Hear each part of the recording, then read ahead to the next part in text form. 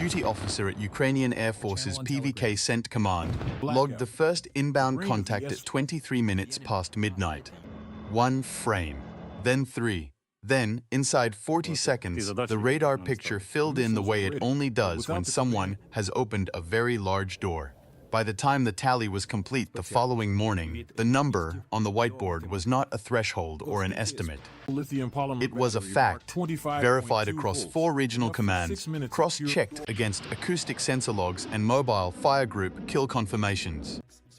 3,114 Geran-2 airframes had been launched at Ukraine in the month of November 2026, the heaviest single-month Shahed wave since the first drone struck Ukrainian soil. That number deserves a pause, because it did not arrive from nowhere. It arrived from a factory on a timeline correlated to events 1,200 kilometers away from the nearest Ukrainian trench. And the chain connecting those dots is what this investigation is about.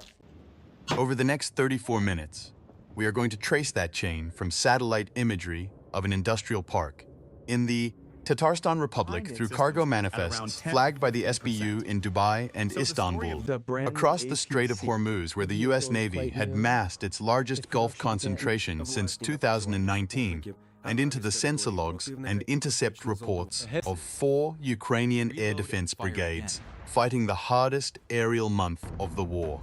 1,940 confirmed intercepts, and the ones that got through hit substations in Kharkiv, Mykolaiv, Odesa, and Dnipro in a pattern that was anything but random. The question is not simply how Russia built 3,000 drones in 30 days. The deeper question is why it chose to spend them in November, at that rate, at those targets, at that moment. The answer connects a naval standoff in the Persian Gulf to a power substation in southern Ukraine, and the connection is tighter than anyone in official channels has been willing to say clearly. Let us start with the factory. The Alabuga Special Economic Zone sits in the Alabuga district of Tatarstan, roughly 1,000 kilometers east of Moscow. It was originally conceived as a civilian industrial park. Automotive components, chemical processing, light manufacturing. By 2023, it had become something else. By late 2024, the transformation was complete enough that Planet Labs' task per systems engine passes over the streams, complex on a schedule typically reserved for active military sites. What those images showed, month over month, through the first 3 quarters of 2026, was expansion at a pace that civilian production demand cannot explain. In the January 2026 Planet Labs pass, the main assembly complex at Alabuga showed 2 active hall rooflines with loading bay infrastructure, consistent with batch production. The parking apron on the northern edge held a vehicle count, suggesting a shift workforce of roughly 400. By April, a 3rd hall had been roofed and the apron count had grown. By July, a covered rail spur had been extended to the eastern perimeter, connecting directly to the main Kazan-Naberezhnye-Chelny freight corridor. The same corridor that feeds components from the Alabuga customs-bonded warehouse zone, where declared cargo manifests have shown a pattern of under-declared weight categories consistent with electronic components. The July Planet Labs frame also showed something that civilian industrial analysts at CC-SICE flagged in an open-source brief published in August. A covered hardstand adjacent to the new hall that measures in pixel-calibrated distance approximately the right width for a Geran-2 airframe laid on its side. Not proof of production, but consistent with it in the way that a great many consistent things stacked together eventually become evidence. By the September pass, the hardstand had doubled in length. The October pass, the last one before the November wave hit, showed a new perimeter fence line extending the secure area by roughly 30%, and what appears to be a covered transport staging area, capable of holding a significant number of shipping containers. Ukrainian military intelligence, in an open release attributed to HAR that circulated in late October, assessed Alabuga's monthly Geran-2 output as having crossed 3,000 frames in the August to October window. That assessment was treated with some skepticism at the time. The November intercept data validated it. Here is what is most surprising about this production curve. Not the scale, though the scale is remarkable. It is the speed. In late 2023, Western analysts estimated Iran's Shahed-136 production capacity at roughly 300 frames per month across its primary assembly facilities. By early 2025, the combination of Iranian domestic production, co-production arrangements with Russia, and technology transfer to Alabuga had pushed that number past 1,000. By the second quarter of 2026, it had tripled again. That is not incremental improvement. That is a dedicated wartime industrial mobilization applied to a single weapon system, funded, tooled, and staffed at a rate that peacetime economic logic does not explain. With a cluster munition. The common version of this story is that Iran supplied drones to Russia, and Russia used them. That version is wrong in one key detail. It understates the degree to which Russia has now internalized the production line. The Geran-2 is not an Iranian drone that Russia uses.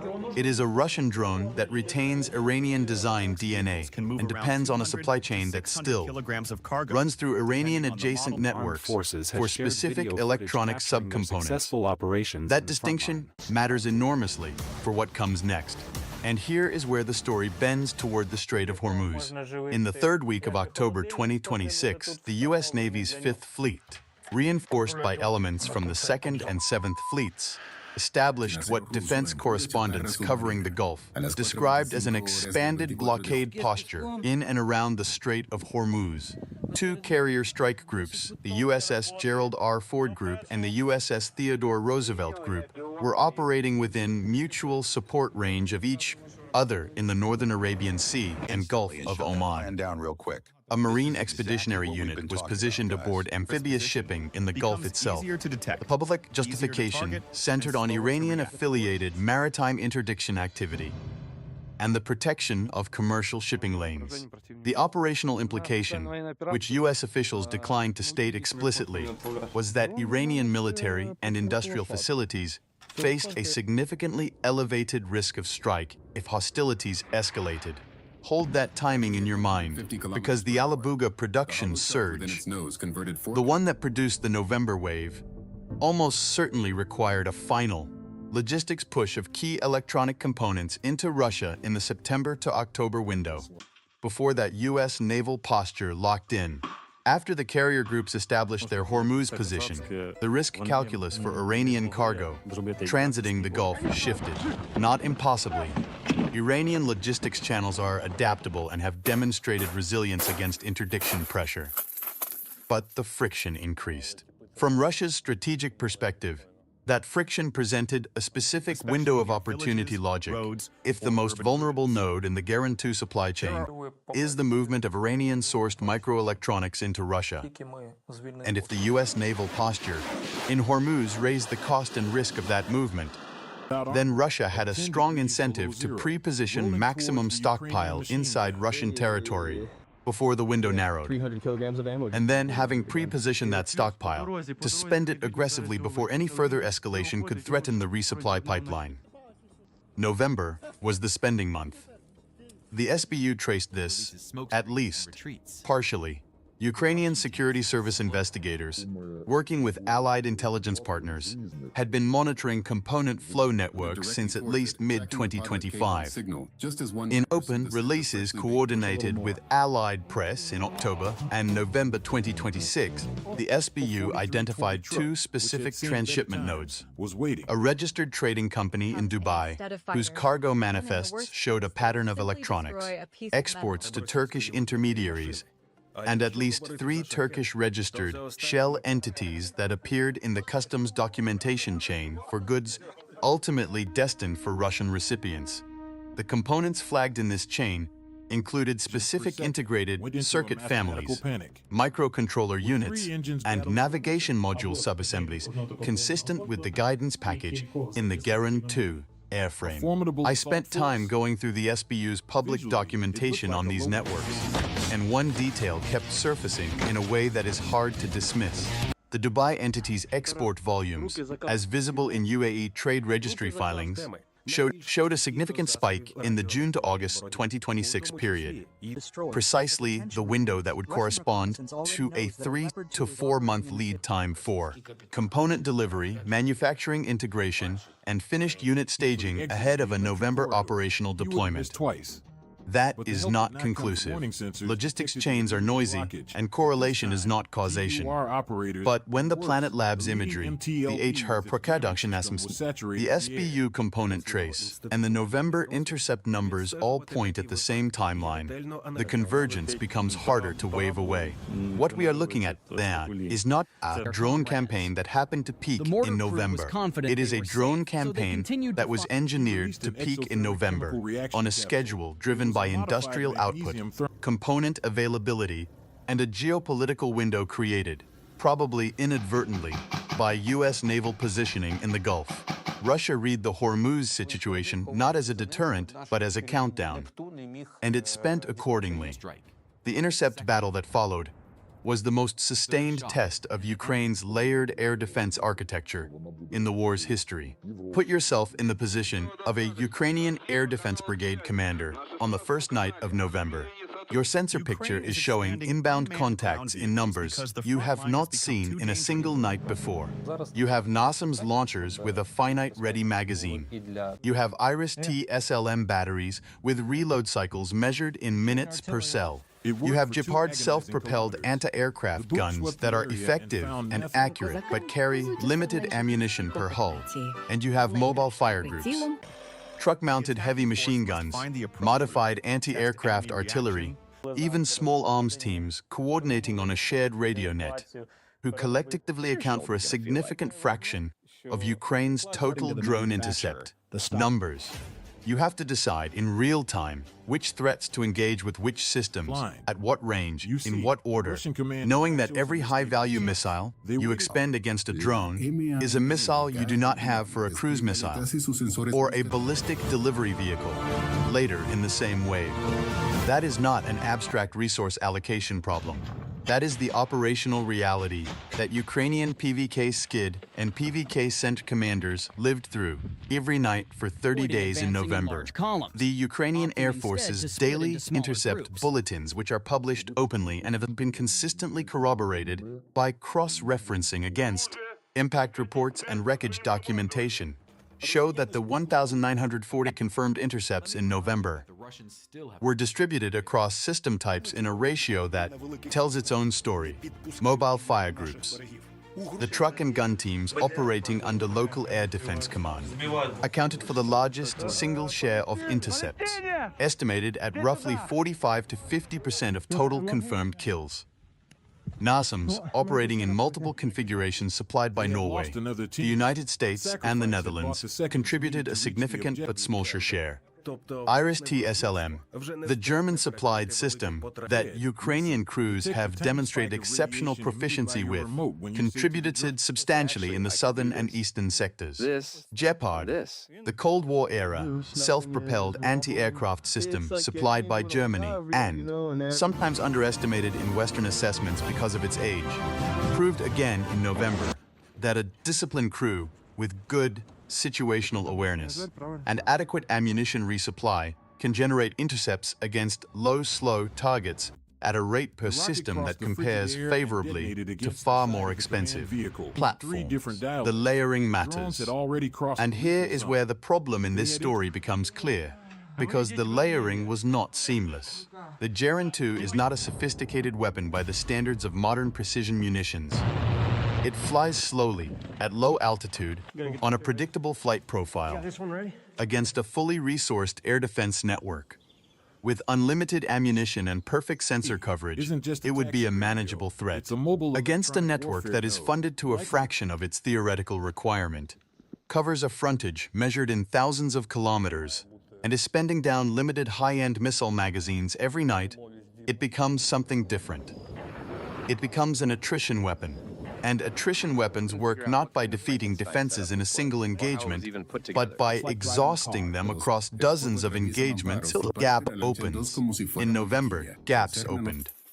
The strikes that got through, estimated at roughly 1,200 frames out of the 3,100 launched, based on subtracting confirmed intercepts from launch totals, were not randomly distributed.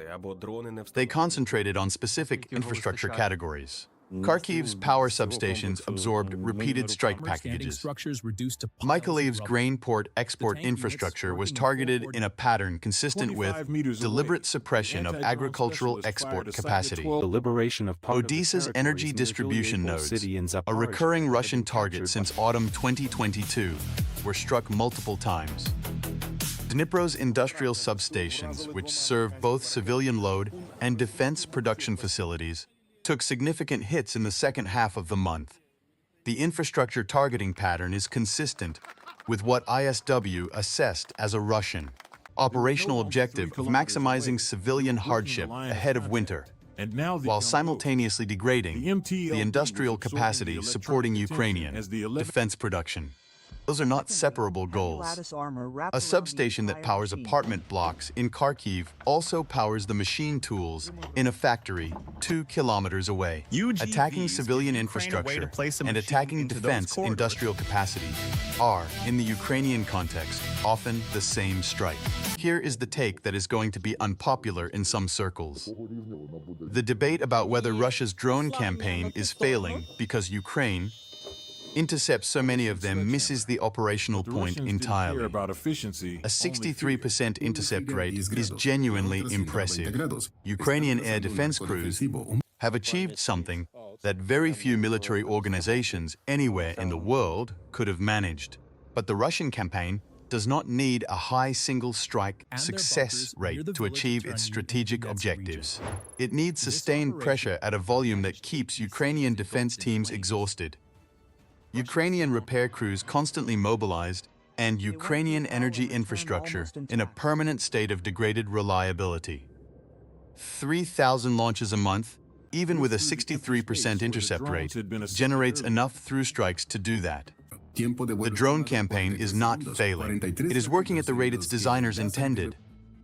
Not as a precision campaign, but as an industrial-scale exhaustion campaign. What does that calculus mean for the winter ahead?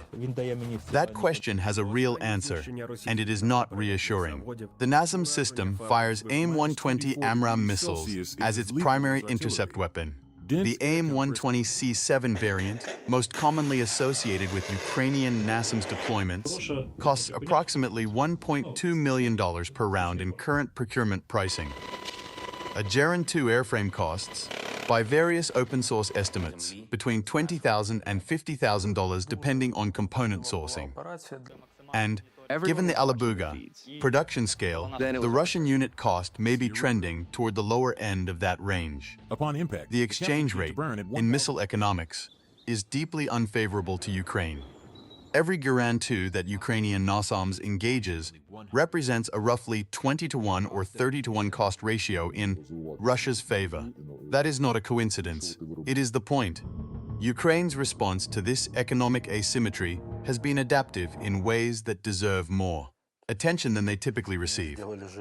The expansion of mobile fire group capability, the truck and gun teams that accounted for nearly half of November's intercepts, represents a deliberate effort to shift intercept load toward cheaper systems. A modified Zu-23 twin-barrel anti-aircraft gun on a truck costs a fraction of a NASAMS round to operate per intercept. The trade-off is that it requires the Geran-2 to be relatively close, relatively slow, and not maneuvering. Conditions that the Geran-2 generally meets but that create engagement timeline pressure. The Gepard similarly provides a cost-effective intercept capability against low, slow targets, and Ukraine has been vocal in requesting additional ammunition resupply for these systems from Germany. The deeper adaptation, however, is doctrinal. Ukrainian Air Defense Command has spent 2 years developing what can only be described as a dynamic allocation algorithm for its layered systems. A real-time decision process for routing inbound contacts to the appropriate intercept layer based on threat type, available magazine, range to protected asset, and predicted impact point. That algorithm exists partly in software, partly in the standing orders that brigade commanders follow, and partly in the accumulated experience of crews who have been doing this every night for 3 years. It is not replicable quickly. It is one of Ukraine's genuine asymmetric advantages in this fight, and it is the reason the intercept rate in November was 63% rather than 40%. But sustained pressure at 3,000 frames per month. Tests even experienced crews. There is a line in the UR's October assessment of Alabuga output, a line that did not get much coverage at the time, that reads almost like a warning buried in bureaucratic language. It notes that at the assessed production rate, Russian Geran-2 stockpiles could sustain monthly launch volumes above 3,000 frames through at least the first quarter of 2027, without requiring additional Iranian component deliveries, assuming the pre-November stockpile build was as large as imagery suggested. If that assessment is correct, and the November numbers suggest it was not overestimated, then Ukraine is not facing a one-month surge. It is facing a sustained winter campaign at a production-supported rate that its current resupply pipeline for interceptor missiles may not be able to match indefinitely. That is the mid-roll question in this investigation, and it does not have a clean answer. Ukraine's Western partners have been accelerating NASAMS and IRIS-T resupply. Germany announced an additional IRIS-T SLM battery and associated reload packages in October. Norway coordinated with the Netherlands to prioritize AIM-120 production slots for Ukrainian requirements. The United States has been supplying Stinger and AIM-9X munitions for various intercept roles, but the production capacity of the Western defense industrial base for high-end interceptor missiles is itself a constraint, one that the drone campaign at 3,000 frames per month is specifically designed to test. If you have been following this war seriously, this is the moment where the Alabuga production numbers come into focus as a strategic, rather than tactical problem. This is not a story about drones and air defenses. It is a story about whether Russia can sustain a rate of drone expenditure that exceeds Ukraine's rate of interceptor resupply, until the stockpile imbalance shifts enough to change the damage equation. Everything else, the specific substations hit, the nightly intercept tallies, the SBU component traces, is evidence for or against that strategic proposition. The evidence from November, taken honestly, is mixed. Ukraine intercepted 63% of incoming frames, which is impressive. The frames that got through caused significant infrastructure damage across 4 major urban centers. Russian production at Alabuga appears to be sustaining at the assessed rate. Western resupply is accelerating but faces industrial constraints. The Hormuz correlated stockpile build suggests Russia anticipated supply chain friction and pre-positioned accordingly, a more sophisticated logistical planning effort than Russian military organizations are typically credited with. Here's something that stuck with me when going through the November intercept data alongside the Alabuga imagery sequence.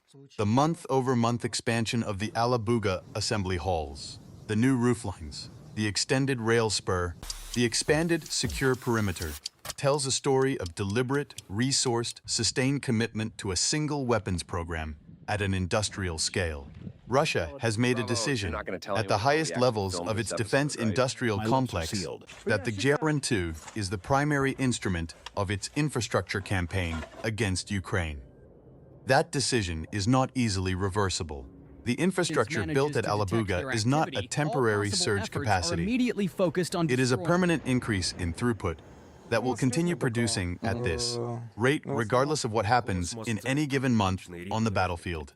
The component dependency on Iranian-linked electronics is the one structural vulnerability in that production system, and it is a real one. The SBU-traced Dubai and Istanbul networks represent choke points that Allied pressure could, in theory, tighten further.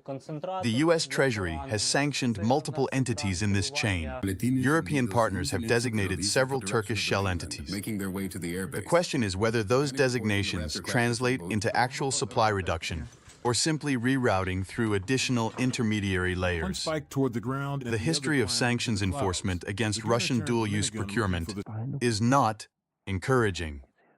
Networks that have survived 3 years of Allied interdiction effort are networks that have demonstrated adaptation capability.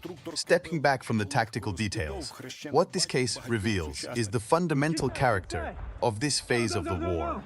The Geran-2 campaign is not a desperate improvisation by a military running out of options. It is a deliberate, industrially backed, economically calculated exhaustion strategy deployed by a state that has reorganized significant elements of its defense production around sustaining that strategy indefinitely.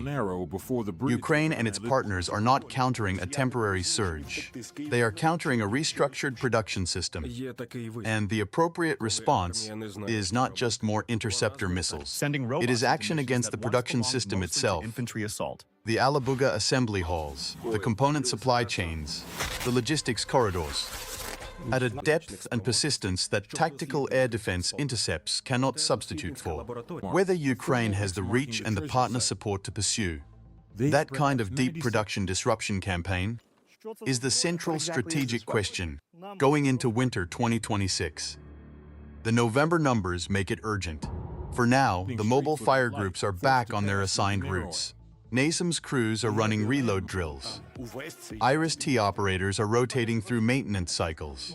And somewhere in the command bunkers of PVK Skid and PVK Scent, duty officers are watching the radar picture, logging contacts, and building toward next month's tally. What's the drone pilot version? Comment yes or no. No jamming. Do you think Western partners can sustain Interceptor resupply fast enough to keep pace with Alabuga's output through the first quarter of 2027? That is not a rhetorical question. The answer shapes everything about what this campaign looks like by spring. The substation repair crews in Kharkiv know the answer has to be yes. They have been working around the clock since the 3rd week of November. They will work around the clock again in December, because the production line at Alabuga is not pausing. Looking back at November 2026 from the perspective of operational analysis, 3 questions stand out that the numbers alone cannot resolve. Could Russia have been denied this surge if Allied pressure on the Alabuga component supply chain had been applied earlier and more aggressively? The SBU had traced the Dubai and Istanbul networks by mid-2025. The Planet Labs imagery showing accelerating expansion was available to Allied analysts through the same period. The decision to impose additional sanctions and interdict specific intermediary entities came, in most cases, after the stockpile was already built. The lag between intelligence identification and policy response is a structural problem in Allied support for Ukraine, and November 2026 illustrates its cost in concrete terms. 1,200 frames that got through to Ukrainian substations, in part because the production that generated them was not disrupted when disruption was most feasible. Second question, Option B. does the 63% intercept rate in November represent the ceiling of what Ukraine's layered air defense architecture can achieve at this launch volume? Or is there further improvement possible through additional investment in mobile fire group capacity, electronic warfare, and interceptor resupply? Ukrainian air defense crews have demonstrated consistent improvement in intercept rates against each new variant and tactic Russia has deployed. The ceiling has not been found yet, but finding it faster requires a resupply pipeline that matches the pace of the campaign, and that is a political and industrial commitment question for Ukraine's partners as much as it is a military one. Third, the Alabuga production line is now a fact of the strategic landscape. It will not be wished away by intercept statistics or sanctions designations alone. What is the Ukrainian option for reaching it? Storm Shadow and Scalp-EG, with their roughly 550-kilometer operational range, cannot reach the Tatarstan Republic from current Ukrainian launch positions. ATACMS range is similarly insufficient. The deep strike question, how Ukraine gets reach against production infrastructure this far inside Russian territory, is one that Allied partners have not answered, and November has sharpened the urgency of asking it. Similar industrial campaigns in the 20th century were resolved not by defending against the output, but by attacking the factory. The dambusters targeted the Rua dams.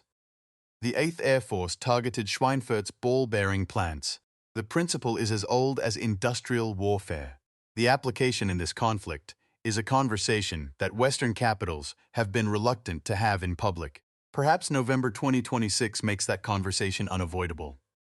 If this kind of OSINT investigation holds your attention, the supply chains, the satellite imagery, the intercept data, the strategic logic, connecting a factory in Tatarstan to a substation in Kharkiv. Subscribe to Shadow, Battlefield. We publish these investigations weekly, built on open-source reporting from Ukrainian Air Force bulletins, ISSW, CEAS, Planet Labs, and the verified documentation that surfaces when you look carefully enough. The November Shahed wave is not the end of this story. What happens to Ukrainian energy infrastructure in December, and what allied partners decide to do about Alabuga between now and spring, will determine whether the campaign described here becomes a turning point or a template. We will be watching both, and we will report what the open-source record actually shows, not what Itsasars's official communications would prefer you to believe. The whiteboard in the PVK Cent command center has been wiped. A new month's count has begun. The radar picture is updating in real time, and somewhere over the steppe, the first contacts of the December wave are already airborne.